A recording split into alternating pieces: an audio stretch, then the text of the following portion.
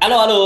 Assalamualaikum warahmatullahi wabarakatuh. Kembali berjumpa dengan saya, Hersy Bun Arif. Dan saya Agi Beta, senang sekali kembali menjumpai Anda. Mas Hersu, kayaknya seru banget ya Ya, minggu ini, banyak sekali. karena ada isu-isu yang demikian mencuat begitu ya, menjadi perbincangan dari menit ke menit, detik ke detik nih. Ya, Siapa aja Mas Hersu ini ya. orangnya? Oke, seperti biasa karena kita akan membaca berita di balik berita. Ini jadi tagline dari perbincangan kita di dapur redaksi ya, off the record dari dapur redaksi FNN. Saya kira ada dua tokoh yang menonjol dalam 2 pekan ini, meskipun dengan konotasi yang berbeda. Man of the week, tapi yang satunya apa ya? The worst the worst and the best gitu ya, kira-kira. Satu tentu yang paling banyak diberitakan orang dalam sepanjang pekan kemarin itu Ferdinand Hutahian. Sekarang dia sudah ditetapkan oleh polisi jadi tersangka dan ditahan. Ini kasusnya sementara berhenti di situ nanti sampai kemudian nanti persidangan ya. Tapi yang akan menggelinding panjang ini adalah laporan dari seorang akademisi dari Universitas Negeri Jakarta. Ini namanya Bung Ubaidillah Badrun yang melaporkan 2 orang anak Presiden Kaisang dan Gibran ya. Ini laporannya nggak main-main ini karena berkaitan dengan tuduhan korupsi dan pencucian uang. Nah, tindak pencucian uang, dugaan tindak pencucian uang. Ini dahsyat ini. Saya kira ini sangat menarik. Kemudian juga soal ini Mbak, soal ekspor batu bara yang kemarin sempat dihentikan dari katanya tanggal 1 Januari sampai tanggal 31 Januari, tapi baru 10 hari ternyata diputuskan dihentikan dan ekspor kembali, dibuka keran ekspor dengan alasan tekanan dunia internasional, tekanan market global dari negara-negara seperti Korea, dari Jepang dan juga Filipina. Tapi yang menarik, keputusan yang terbaru adalah bahwa PLN itu harus membeli harga sesuai dengan harga pasar. Ini saya jadi bingung-bingung gitu, kok yang kena hukuman jadinya gitu PLN, bukannya perusahaan-perusahaan besar itu yang pengekspor itu yang tidak menjalankan kewajiban untuk menjual di pasar domestik atau yang disebut DMO, Domestic Market Obligation. Jadi kewajiban untuk menjual di pasar domestik. Itu saya kira berita-berita yang sangat sangat menarik perhatian kita, dan seperti yang saya usul sih yang kita bahas kasusnya Kang Ubed ini dulu, Mbak Agi, karena ini akan panjang nih ceritanya ini. Iya betul. Kayaknya ini pasti akan panjang ya, karena yang diperiksa juga pasti akan banyak sekali ini Mas Hersu. Ini melibatkan.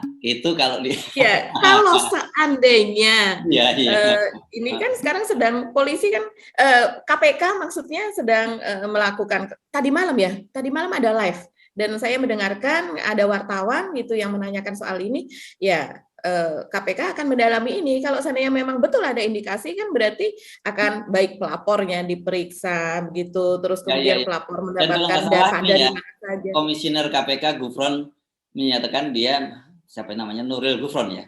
Kalau nggak salah dia menyebutkan bahwa mereka itu tidak melihat siapa bapaknya gitu ya katanya gitu loh. Itu statement gagahnya gitu. Tapi kalau bapaknya presiden masa iya sih nggak dilihat gitu.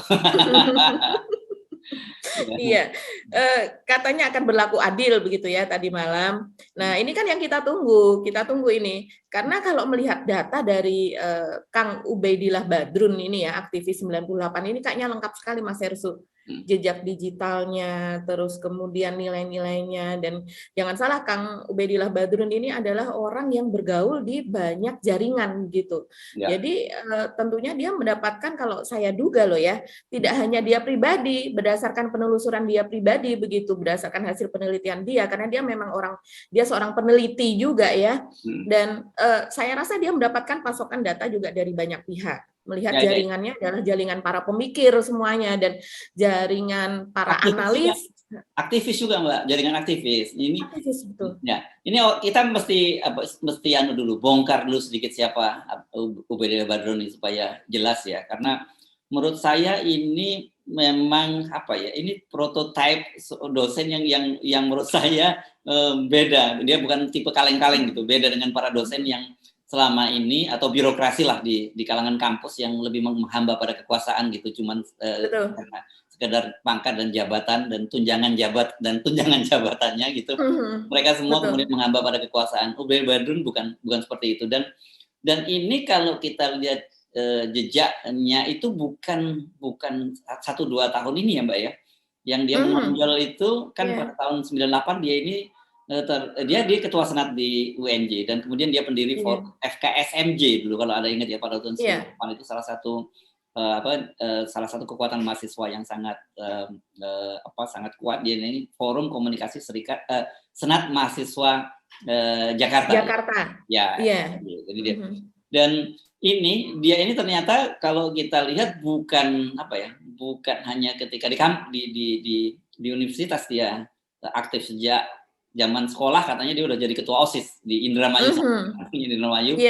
Dan yang dahsyat itu ternyata dia adalah disebutnya mahasiswa terbaik atau mahasiswa teladan waktu di kampusnya itu Mbak. Jadi katanya dia pernah juga menjadi mahasiswa teladan begitu dan kemudian mendapatkan berbagai beasiswa di luar negeri. Ya Mas Ersu, S1-nya itu di UNJ, kemudian S2-nya di UI dan S3-nya di Airlangga. Dan dia memang low profile ya kalau saya lihat orangnya. Sangat low profile dengan kapasitas dia yang setinggi itu begitu ya. Mungkin kalau seandainya orang lain dengan seperti ini ya, taruhlah misalnya saya sebagai perbandingan ya, itu misalnya Profesor Henry Subiakto yang menjadi staf di Kemenkominfo itu kan kelihatan sangat-sangat aktif di medsos gitu ya, terus kemudian juga sepertinya agak seperti selebriti lah begitu. Nah kalau Kang Ubed ini beliau juga aktif di medsos gitu, tapi dengan sesuatu yang sangat kritis gitu. Seolah-olah dia ingin menonjolkan pemikirannya dan bukan orangnya gitu. Jadi dia jadinya tidak begitu, orang tahu Obedillah Badrun, tapi mungkin orang selama ini tidak begitu ngeh ya dengan orangnya, padahal pemikirannya itu sangat-sangat cerdas dan kemudian sangat-sangat kritis kalau kita ikuti tulisan-tulisannya gitu Mas Hersu. Iya, ini saya kira ini manusia lengkap nih. Udah Badrun ini ya. Dia itu seorang intelektual dan kita dari tulisan-tulisannya kan tersebar di berbagai media dan pernah kalau nggak salah dia membuat sebuah tulisan, saya lupa judulnya, di majalah Tempo, di koran Tempo, di online Tempo kalau tidak salah. Itu hanya dalam beberapa jam kemudian tulisan itu di take down karena tulisan itu sangat keras gitu dan kemudian muncul judul yang berbeda kalau seingat saya begitu. Saya lupa nama judul tulisannya, tapi saya ingat betul itu ada peristiwa itu. Belum lama itu peristiwanya terjadi. Dan tulisannya menyebar di mana-mana. Kemudian dia juga sebagai aktivis dan juga di kampus dia sangat kritis. Gitu. Tapi kalau kita ketemu orangnya, kalau Anda kenal sama dia, jangan dibayangkan orangnya seperti apa. Ini orangnya kalem banget, kalau ngomong juga lembut gitu ya. Judul tulisannya itu adalah kejahatan besar sedang terjadi di Indonesia, Mas Hersu. Oh, oke. Itu tulisannya ya. Tajam banget ya. Ya, itu tulisan betul itu tulisan itu sempat di take down setelah beberapa jam tayang gitu. Saya tidak tahu apakah kebijakan redaksi atau ada tekanan dari luar. Nah, ini tulisan itu salah satu tulisan Ubedillah Badrun dan Anda gampang sekali mencari tulisan dia, Anda googling Ubedillah Badrun itu banyak sekali tulisan-tulisannya dia gitu. Nah, tapi yang seperti saya sebut tadi, kalau Anda ketemu orangnya itu orangnya nggak berkibar-kibar memang Mbak. Orangnya ini kalem, cool kalau ngomong gitu, tertata, terpikir. Ini menurut saya ini memang Ubed ini luar biasa dan yang bikin kaget saya kira nyalinya ya yang berani laporkan. Kan kalau kita baca kan banyak sekali netizen atau media itu kalau udah berurusan sama anak presiden ya termasuk kita lah nggak berani lah langsung frontal seperti itu, paling nyindir gitu ya. Hati-hati sekali ngomongnya. Iya betul. Kan kita pernah baca tuh misalnya soal trending mempertanyakan pada waktu Kaisang memborong memborong saham yang terakhir frozen food itu ya. Itu kan betul. Kita cuman paling nyindir-nyindir mempertanyakan dari mana itu dananya dan sebagainya. Terus kemudian dan banyak sekali kan Kaisang ini kasus frozen food ini kan salah yang terbaru saja itu. Sebelumnya kan ada dia memborong saham-saham sepak bola, terutama yang Persis Solo dia borong, terus kemudian dia disebut-sebut membeli Bali United, Ya. saham di Bali United, terus banyaklah sepak terjang, terutama Kaisang ya, bukan Gibrannya nggak seatraktif Kaisang. Belum lagi dia juga aktif bermain saham ya Mbak ya, pada waktu Iya, itu betul. pilih PT Antam dan sebagainya. Kan orang juga kemarin curiga ini jangan-jangan karena anaknya presiden nanti ada insider trading dan sebagainya gitu. Nah sekarang nih dia benar-benar Kang Ubed ini dahsyat ini, dia berani melaporkan ke KPK dan itu saya tanya kemarin apakah itu hanya dugaan. Menurut dia apa yang dia sampaikan itu cukup dia punya data yang cukup kuat gitu loh Mbak Agi. Iya. Saya pernah belum lama ya kebetulan berdiskusi gitu dengan Kang Ubed ini beserta beberapa teman wartawan juga. Dan Kang Ubed ini kan juga terkenal sebagai juga pendiri dari lembaga survei gitu ya. Lembaga surveinya memang tidak terlalu terkenal mungkin ya, karena memang bukan lembaga survei yang terus kemudian pemiliknya itu mbak selebritis gitu ya, tampil di mana-mana. Kalau Bang Kang Ubed ini sepertinya memang tidak menerima survei asal-asalan gitu. Dan kemudian juga dia pernah berbicara soal survei berbayar. Jadi dia mengakui memang banyak sekali lembaga survei itu yang berbayar karena dia pun pernah diminta untuk itu gitu. Jadi sebagai pemilik lembaga survei dia pernah diminta untuk mengubah hasil surveinya dan kemudian dengan bayaran yang sangat tinggi gitu. Dan dia tidak mau. Dan dia merasa itu bukan rezeki yang lepas gitu ya. Memang bukan ke situ, memang rezeki saya bukan di situ begitu. Jadi dia tetap kekeh dengan hasil surveinya ini begitu. Ketika itu memang survei pilkada. Dan kemudian ternyata rezekinya ada dari hal yang lain, dari pihak yang lain, kata Kang Ubed, yaitu ketika dia menolak satu rezeki yang ini, ternyata ada yang mendengar, ada yang menyaksikan. Dan orang ini yang diam-diam kemudian menghubungi Kang Ubed ini untuk kemudian karena dia memiliki bisnis gitu, dia selalu memakai Kang Ubed ini untuk melakukan survei karena dia tahu Kang Ubed ini independen. Jadi kata dia, kalau seandainya kita melepaskan sesuatu yang haram, maka kita akan mendapatkan yang halal itu jauh lebih besar. Kalau istiqomah pada hal tersebut gitu. Dahsyat ini ya. Ini makanya banyak orang pasti terkejut ya ketika dia berani itu dan mempertanyakan keteguhannya seperti apa gitu ya. Yeah. Ini kalau lihat dengan prinsip seperti itu dia sudah bisa memisahkan antara halal dan haram gitu. Yang walaupun sebenarnya tadi itu meskipun saya tidak tahu ya hukumnya seperti apa ya mengubah hasil survei itu apa masuk subhat atau sudah haram gitu ya. Tapi tetap aja dia tolak. Ini kalau lihat rekam jejaknya dia ini kan memang aktivis HMI tapi dia HMI MPO nih, Majelis Penyelamatan Demokrasi. Ini memang biasanya kalau anak-anak MPO ini jauh lebih ideologis gitu ya. Saya tidak ingin membandingkan dengan HMI yang lain tapi saya kenal banyak teman-teman HMI MPO itu memang sangat ideologis dalam hal semacam itu. Jadi nggak kaget saya kalau kemudian saya dengar cerita Kang Ubed seperti itu. Iya, dia memberi tips kepada kita yang mendengarkan, yaitu bahwa tidak mungkin ada sebuah survei nasional itu yang bisa dikerjakan dalam hitungan hari. Jadi kalau seandainya ada sebuah survei itu bisa dalam hitungan minggu, bahkan bisa jadi juga bulan, tergantung dari target surveinya ya, dan pertanyaan-pertanyaan yang disurvei. Dan kemudian tergantung juga dari koresponden yang dikehendaki begitu, dari kalangan mana. Nah, sementara ini akhir-akhir ini banyak sekali lembaga survei bayaran itu yang istilahnya adalah ketika dia mendapatkan order pada hari Senin, hari Kamis atau Jumat sudah bisa dirilis itu hasil surveinya. Begitu. Dan ini kan luar biasa sekali dan itu tidak mungkin terjadi. Pernah juga hasil survei dia itu di-copy, Mas Hersu. Jadi di copy itu kalau seandainya mau dibuktikan terus kemudian mau dituntut susah juga. Jadi cara mengkopinya si lembaga survei abal-abal tapi terkenal ya yang lainnya ini itu adalah dengan cara mengubah 0,0 sekian persen hasil survei. Jadi entah dinaikkan diturunkan perbedaannya hanya 0,0 gitu. Tapi secara keseluruhan jadinya hasilnya sama, kesimpulannya juga sama.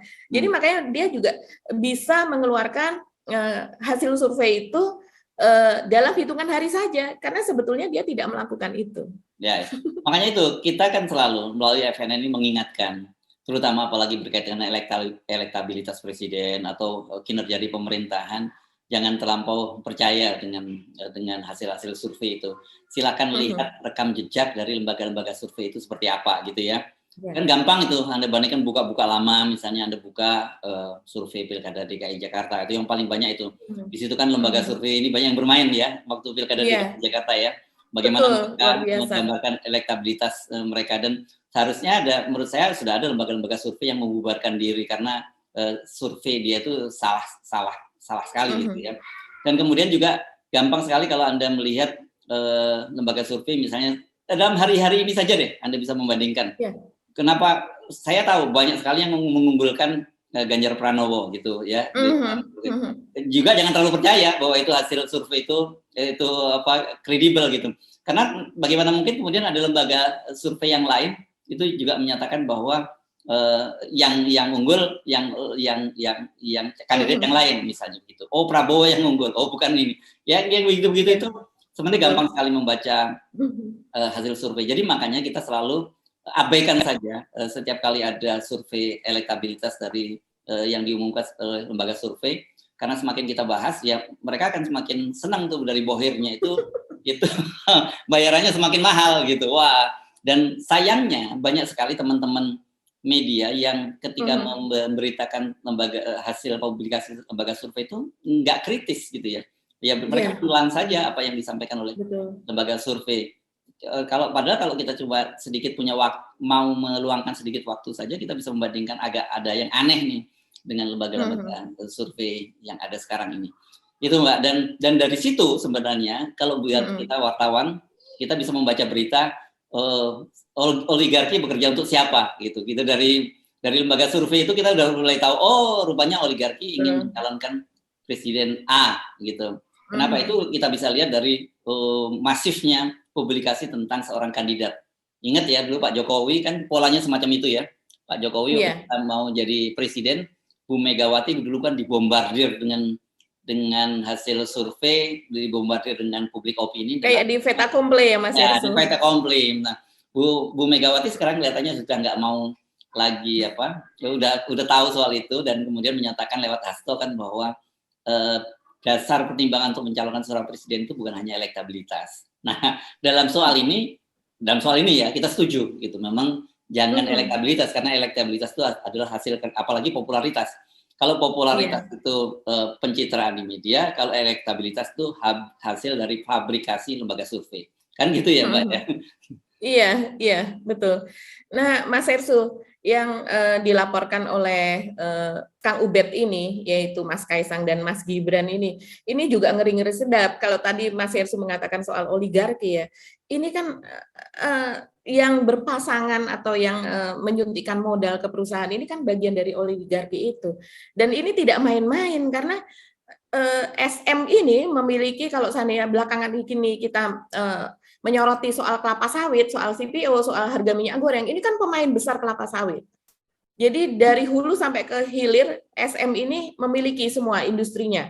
Perkebunannya juga hampir 1 juta hektar ya, lebih dari 500 ribu hektar nih lahan kelapa sawitnya. Selain itu dia juga memiliki, untuk biasanya banyak Mas Hersu, itu yang namanya lahan kelapa sawit, dia hanya memiliki HGU atau lahannya, tetapi terus kemudian terpisah dari pabrik pengolahannya. Terus kemudian dari pengolahannya ini dengan industri kemasannya pun juga berbeda, begitu.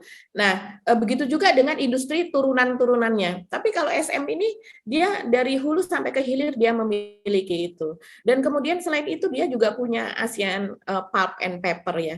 Jadi ini salah satu yang terbesar juga untuk ini yang kemudian berkaitan dengan kebakaran hutan yang dibicarakan oleh Kang Ubed itu, yang dituntut oleh KLHK.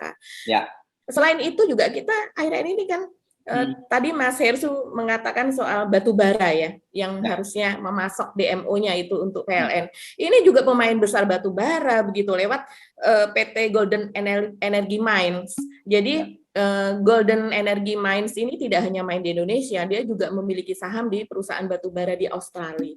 Jadi ini betul-betul Kang Ubed ini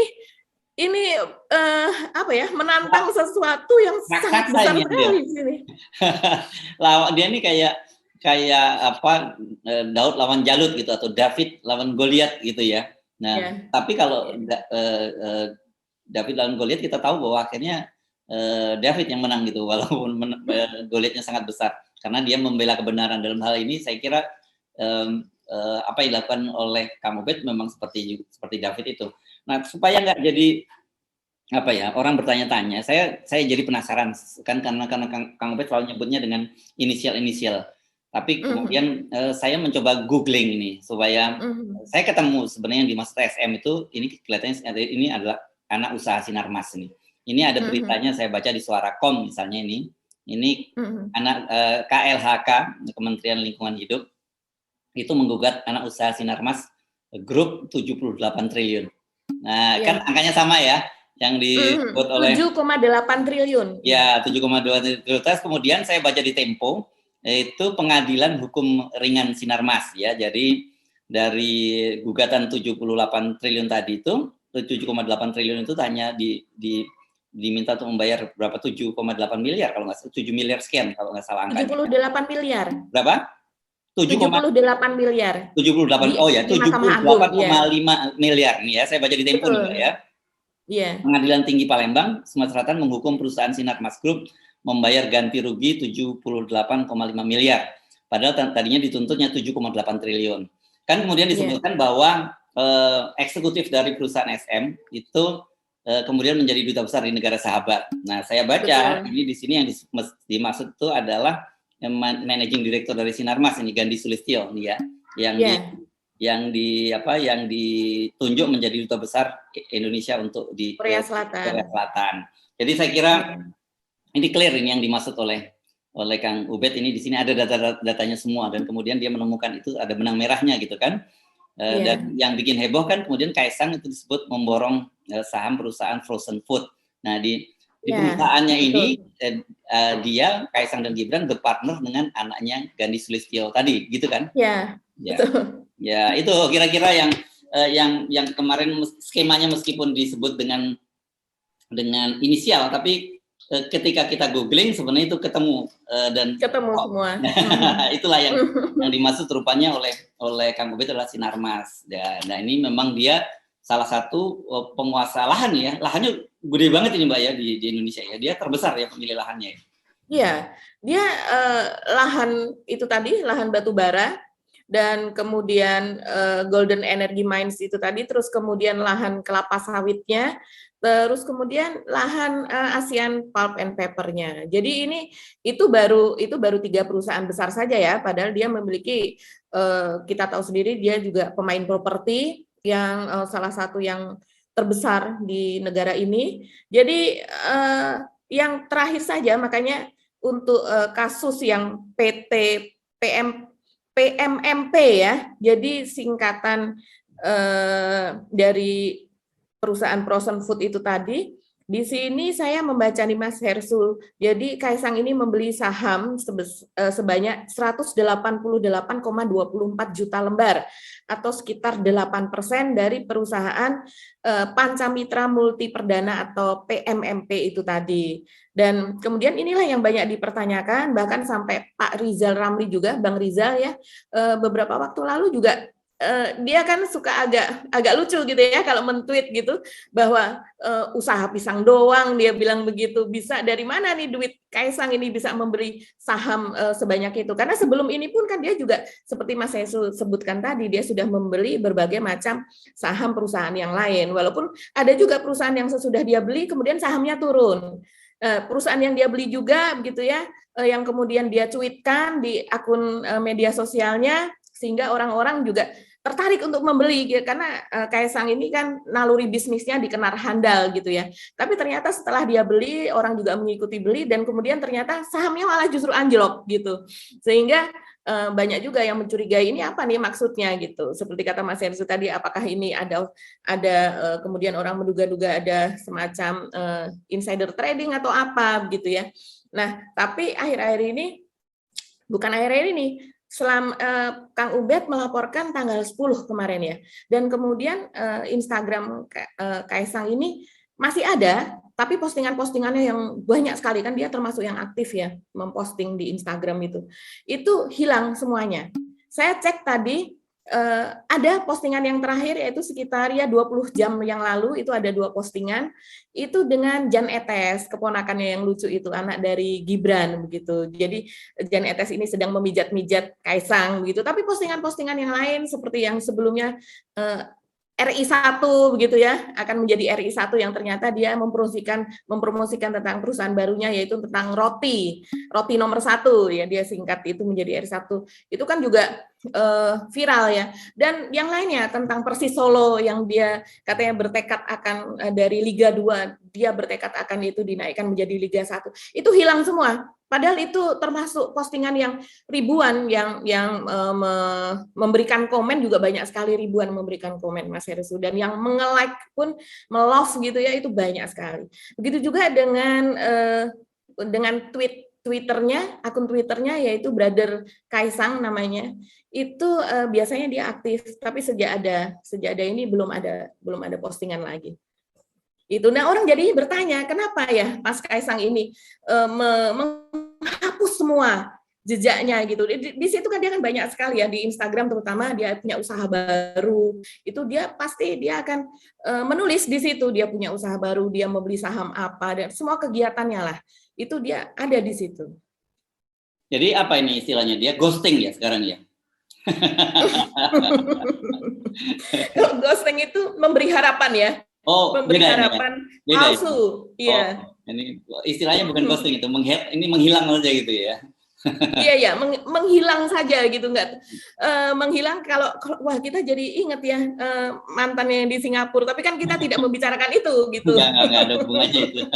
Nggak, saya cuma tanya sama Anda supaya jangan istilahnya salah ini kan, karena saya juga nggak paham istilah-istilah para netizen, apalagi anak-anak digital sekarang ini. Oke. Memang kalau kita lihat sepak terjangnya Gibran dan terutama Kaisang ya, ini luar biasa di bisnis gitu. Dan kemudian kan Pak KSP, Pak Muldoko kemudian memberikan semacam pertanyaan, apakah memang seolah-olah ada kesan bahwa kalau anak seorang pejabat itu tidak boleh kaya, tidak boleh punya bisnis. Persoalannya bukan di situ gitu ya. Itu ada aturan-aturan yang Anda tadi sebut insider trading, itu juga itu nggak boleh. Insider trading ini kan istilah yang dikenal dalam jual beli saham gitu, mendapatkan informasi dari dalam. Gitu. Dia bisa memborong sahamnya ketika mendapat informasi dari dalam, dan kemudian dia mendapat keuntungan dalam jangka pendek yang disebut gain gitu ya, quick yielding, jadi gain yang sangat cepat. Itu sangat terlarang, itu masuk pidana kan kalau di dalam nggak boleh pasar saham, itu nggak boleh. Nah, orang tentu saja curiga dengan posisi dia sebagai seorang anak presiden, kan itu sebenarnya gitu ya, kecurigaan semacam itu yang nggak boleh terjadi. Dan kedua, kalau saya selalu ngomong begini, soal ini ada banyak orang salah memahami soal kekayaan ini. Orang banyak yang sirik dengan orang kaya, ada kesan semacam itu gitu. Kalau orang kaya itu pasti jahat. Enggak juga, karena Islam sendiri mengajarkan orang itu harus kaya kan. Kalau mau Anda naik haji, Anda harus punya duit banyak, Anda bersedekah, berinfak, macam-macam itu Anda harus kaya. Tangan di atas ya, jangan menjadi tangan yang di bawah. Tapi persoalannya selalu yang saya sebutkan adalah bagaimana Anda mendapatkan kekayaan itu dan bagaimana Anda memanfaatkan kekayaan itu. Itu kan begitu. Kalau Anda mendapatkan dengan cara yang halal, mentaati semua peraturan-peraturan, kemudian Anda memanfaatkan tuh hal-hal yang bermanfaat seperti tadi itu ya, bersedekah, berinfak, membantu banyak orang, pokoknya untuk kemaslahatan orang, itu saya kira justru itulah yang disebut sebaik-baiknya rezeki gitu ya. Ini yang filosofi ini yang saya kira mesti dipahami oleh Pak Muldoko, bukan nggak boleh gitu. Dan kita juga, saya ingatkan pada viewer, kita nggak boleh sirik sama orang kaya gitu. Kita harus berusaha kalau bisa ya belajar dari sukses mereka kan gitu ya. Betul.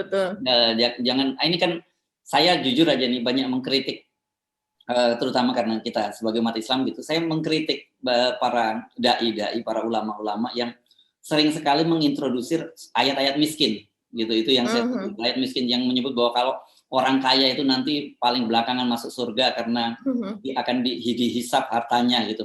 Saya bilang orang kaya juga bisa masuk surga yang sangat terhormat kalau hartanya digunakan dengan yang baik. Kan itu yang saya kira mesti begitu. Dan awal dakwah Rasul itu banyak sekali sahabat-sahabat yang sangat kaya raya yang itu dan kemudian menjadi perjuangan kan. Kan gitu Mbak ya. Salah satunya itu kalau Khulafaur Rasyidin Utsman bin Affan itu kan terkenal kaya raya ya. Jadi enggak itu, bukan itu sebenarnya yang kita persoalkan. Tapi adalah bagaimana cara Anda mendapatkan kekuasaan. Apakah yang kalau sekarang disebut namanya business of influence ya. Bisnis memanfaatkan pengaruh. Itu yang jadi persoalan kan. Ya, yang persoalannya sebenarnya itu orang kan menyorotinnya karena jangan sampai terjadi KKN. Itu kan amanah dari reformasi 98 ya. Makanya kemudian Kang Ubed ini maju saya rasa karena itu. Karena ketika itu di zaman Orde Baru itu yang namanya KKN, nepotisme itu merajalela sekali Mas Hersu. Walaupun kita tahu bahwa anak Pak Harto itu baru kemudian misalnya Mbak Tutut itu setelah sekian lama Pak Harto menjadi presiden, anaknya kemudian baru menjadi menteri. Jadi bukan asal 10 tahun dia menjabat gitu ya, terus kemudian anaknya sudah jadi, bukan seperti itu juga kan. Tapi walaupun begitu kita kan tetap menentang begitu. Maksudnya karena privilege itu tadi gitu. Nah, sebenarnya kalau di dalam wawancara Kaisang dengan Deddy Kobuze belum lama ini, dia juga memang mengakui tentang privilege itu tadi begitu. Jadi antara lain misalnya Deddy menanyakan, jadi sekarang orang ngomong bisnis bisa jalan karena lu anak presiden. Gampang, dia bilang gitu kan. Terus kemudian Kaisang menjawab, ya memang itu namanya privilege, saya akui itu begitu. Dan mau pembelian gimana pun pasti ada privilege, dia bilang. Namanya kita pebisnis, maksimalin apa yang kita punya, tapi tanggung jawab, begitu kata Kaisang. Jadi dia memang mengakui bahwa merintisnya itu tidak mati-matian. Jadi dia merintis usaha memang tidak mati-matian, karena memang ada faktor privilege di balik kesuksesannya itu tadi. Begitu. Jadi memang dia sendiri pun sebenarnya mengakui itu begitu ya. Nah, tinggal privilege-nya itu dalam bentuk apa? Kalau seandainya itu didapatkan sebagai imbal balik dari kemudahan atau dari diskonan dari gugatan KLHK itu tadi, misalnya hubungannya dia dengan grup Sinarmas itu didapatkan, suntikan dana itu didapatkan setelah Sinarmas mendapatkan diskon besar-besaran, yaitu dari 7,8 triliun menjadi dendanya hanya 78,5 miliar, yaitu hanya 1%, berarti. Nah, itu kan yang kemudian menjadi ketidakadilan bagi kita semua.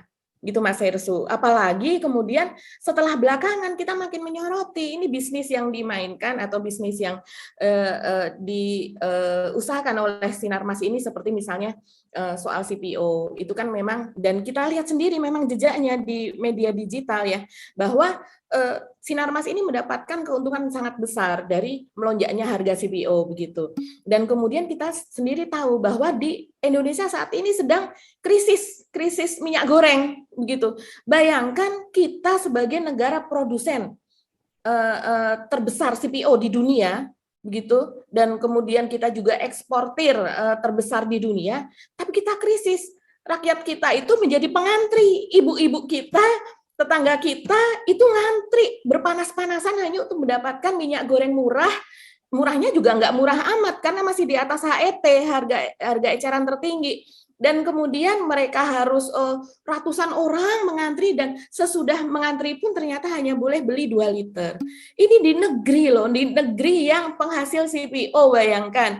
Kita bisa krisis seperti ini hanya karena memburu dolar begitu ya. Padahal lahannya, HGU-nya itu semua didapatkan dari negara. Dan otomatis itu adalah tanah rakyat juga begitu. Dan minyak goreng ini kan termasuk ke dalam bahan pangan. Energi juga, batu bara termasuk ke dalam bahan pangan juga. Itu adalah amanah dari pasal 33 Undang-Undang Dasar 45, bahwa semuanya sumber daya alam digunakan sebesar-besarnya untuk memakmurkan rakyat kita.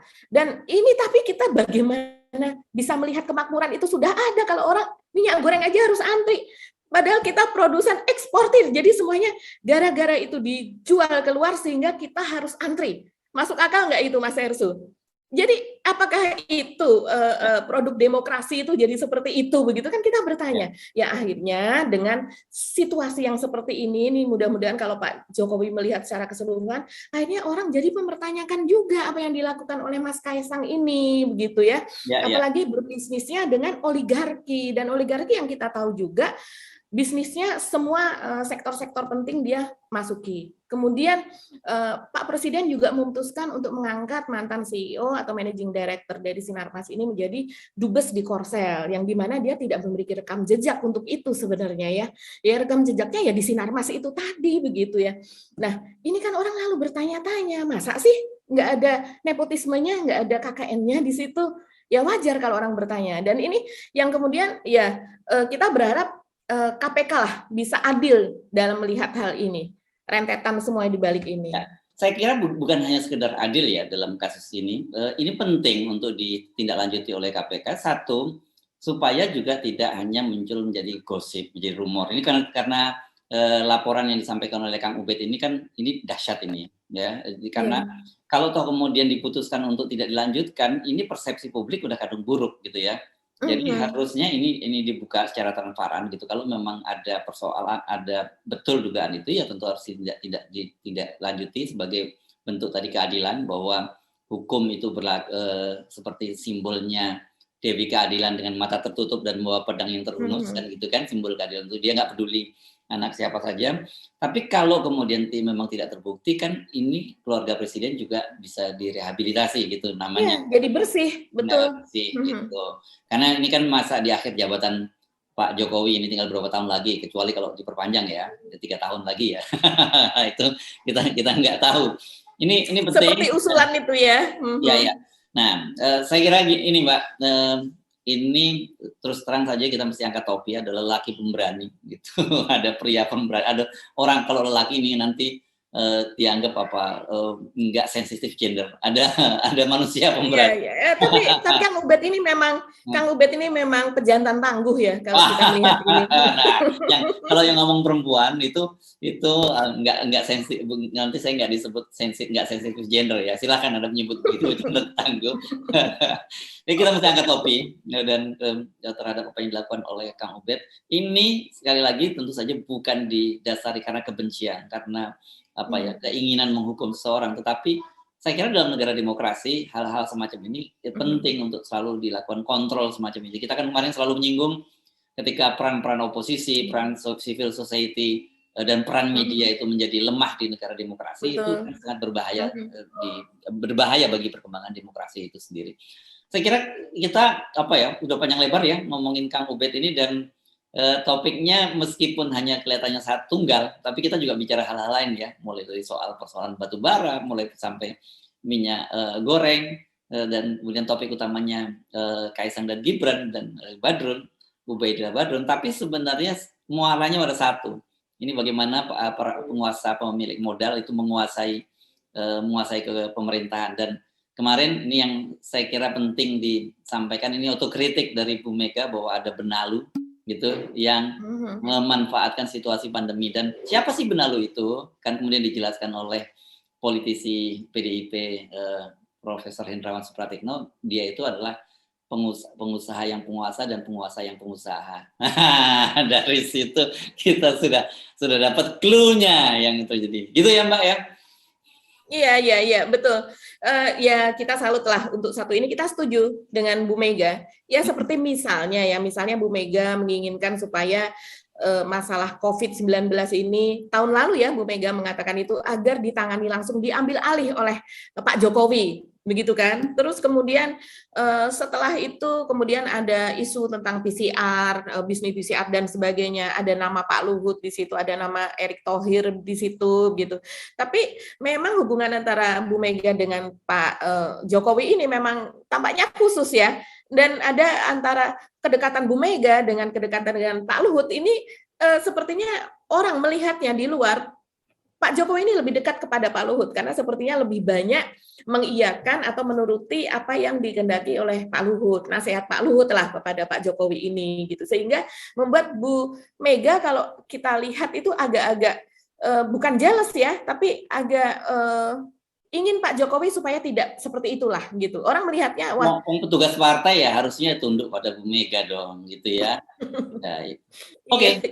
Ya, Mbak Agi, kita mesti mengakhiri perbincangan kita kali ini. Sekali lagi kita angkat topi, respect yang tinggi-tingginya ke Kang Ubed Ya, karena ya kita sendiri sebagai wartawan tuh kadang-kadang nggak pernah berani selugas Kang Ubed ya. Paling kita cuma menggunakan kisi-kisi, sindir sana, sindir sini, pakai bahasa inisial. Sementara Kang Ubed langsung berani menabrak jantung kekuasaan. Iya, angkatan 98 sepertinya pada turun nih Mas Hersu. Ya, Ya, teman-teman Kang Ubed yang dulu dari Mercu Buana, dari Trisakti, dari Universitas 17 Agustus 45. Saya lihat ini pada mendukung Kang Ubed semuanya. Wah, seru nih. Reformasi, tokoh-tokoh reformasi bergerak kembali. Iya. Oke, apakah ini sebagai tanda akan ada reformasi jilid 2? Kita tunggu saja. Kita mesti mengakhiri perbincangan kita, Mbak Agi. Saya Hersbun Arif. Dan saya Agi Beta. Terus semangat apapun yang terjadi. Salam 0%. Assalamualaikum warahmatullahi wabarakatuh. Waalaikumsalam warahmatullahi wabarakatuh.